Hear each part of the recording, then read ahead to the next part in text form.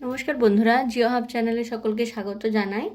আজকে দেখো যে বিষয় নিয়ে আলোচনা করব সেটা হলো ভারতে ঝুম চাষের বিভিন্ন নাম। মানে ভারতের যে ঝুম চাষ কালকে আমি যে আলোচনা করেছিলাম সেটা ছিল ইন্টারন্যাশনালি, মানে ভারতের বাইরে অন্যান্য জায়গায় ঝুম চাষেরকে আরও কী কী নামে ডাকা হয় সেইগুলি। কিন্তু আজকে ভারতের বিভিন্ন রাজ্যে বলো বা বিভিন্ন জায়গায় ঝুম চাষের কী নাম সেই নিয়ে আলোচনা করব। প্রথমেই আমি বলেছিলাম কালকেও, আজও একবার বলছি, যারা নতুন ভিডিও দেখছো তাদের জন্য, ঝুম চাষ হলো একটা আদিম এবং স্থানান্তর কৃষিকাজ পদ্ধতি, যেখানে জঙ্গল পুড়িয়ে বা জঙ্গল কেটে চাষাবাদ করা হয় এবং ওই চাষাবাদটা অল্প কিছু পরিমাণ জায়গার মধ্যে করা হয়ে থাকে। আর যে বন জঙ্গল পুড়ে যে ছাই হয়, সেই ছাই থেকে যে মাটি উর্বর হয়, তারপর সেই মাটিতে বীজ বপন করে কিছু ফসল ফলানো হয়ে থাকে। কিন্তু 6-7 মাস বা 3-4 মাস যাওয়ার পরে সেই মাটি যখন উর্বরতা হারিয়ে ফেলে, তখন কৃষকরা কী করে বা চাষিরা কী করে, অন্য জায়গায় ঠিক ওরকমই একটা লোকেশন খুঁজতে থাকে। তো এটা হলো ঝুম চাষের পদ্ধতি। এবার দেখো, ঝুম চাষকে মধ্যপ্রদেশ, এমপি, আমার জায়গার অভাবের জন্য, মানে জায়গা কম রয়েছে বলে আমি এখানে শর্ট ফর্মে লিখেছি। শর্ট ফর্মগুলো আমি তোমাদেরকে মুখে বলে দিচ্ছি যাতে তোমাদের কিন্তু কোনো অসুবিধা না হয়। এমপি বা মধ্যপ্রদেশে এই ঝুম চাষের অন্য নাম বিওয়েট, আর বা ওয়াওয়ার বলা হয় তাকে, আর ধাইয়া। খুব খুব খুব গুরুত্বপূর্ণ, বলা যায় স্টার মার্ক নিয়ে নাও তোমরা। ভিওয়ার, এটাই এক্সামে আসে, বিআর বা বাউয়ার যেটাকে বলা হয় সেটা। এবারে এমপিতে এই দুটো নাম, ভিওয়ার আর ধাইয়া। এবার দেখো, অন্ধ্রপ্রদেশে ওই ঝুম চাষকে পডু বা পেন্ডা বলা হয়। দেখো, পডু বা পেন্ডা, এটা অন্ধ্রপ্রদেশে বলা হয়ে থাকে। এবার ওই নামটায় ঝুমটা যখন উড়িষ্যাতে হচ্ছে, তখন তার নামটা কি, ওডি মানে ওড়িশা।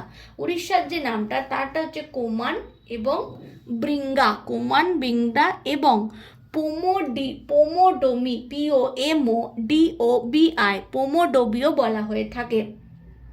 কিন্তু যখন ওয়েস্টার্ন ঘাট, আমরা যে পোর্শনটা আমরা জানি মহারাষ্ট্র থেকে যে স্টার্ট হচ্ছে, গোয়া, কর্ণাটক, পুরো ওয়েস্টার্ন জোন, যেটা ওয়েস্টার্ন ঘাট ইস্টার্ন ঘাট আমরা সবাই জানি, সেই ওয়েস্টার্ন ঘাটে একে বলা হয় কুমারী। এই চাষটাকে বলা হয় কুমারী। বোঝা গেল এই 4টে জায়গা। এবার ওই সাইডে দেখো, সাউথ ইস্ট যে রাজস্থান, সেখানে যখন ঝুম চাষ করা হয়, সেই ঝুম চাষটাকে বলা হয় ভালরি। কি বলা হয়? ভালরি। বোঝা গেল? এবার হিমালয়ান বেল্ট, হিমালয়ান ওই পার্বত্য অঞ্চল জুড়ে বেল্ট আকারে যখন ঝুম চাষটা করা হয়, তাকে বলা হয় খিল, KHIL, খিল। বোঝা গেল? এবার ঝাড়খণ্ড জানি আমরা জঙ্গল ঝাড় অঞ্চল, সেখানেও আদিম প্রজাতির অনেক মানুষই রয়েছে এবং সেই মানুষরা যখন ঝুম চাষ করে থাকে, তখন তাদের যে ঝুম চাষটা, তার নাম হচ্ছে কুরুওয়া। কুরুওয়া। বোঝা গেল? বানানটা তোমরা এখানে সুন্দর করে দেখে নিতে পারছো, ইংরেজি বানানটা। এবং নর্থ ইস্টার্ন রিজিয়নে মেনলি ঝুম চাষ, এটাও ভেরি ভেরি ইম্পর্ট্যান্ট। আদিম স্থানান্তর কৃষি ঝুম ভারতের কোন অঞ্চলে দেখতে পাওয়া যায়? North eastern region.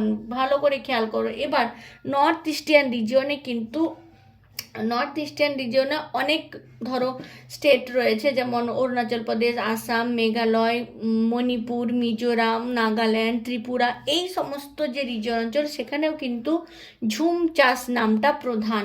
এটা কিন্তু পরীক্ষায় খুব আসে, কোনো জিকে কোশ্চেনেও কিন্তু অনেকবার এই কোশ্চেনটা আমি পেয়েছি, যে ঝুম চাষ ভারতের কোন অঞ্চলে দেখতে পাওয়া যায়, তখন তোমায় বলতে হবে ইস্টার্ন পোর্শনে বা নর্থ ইস্টার্ন পোর্শনে।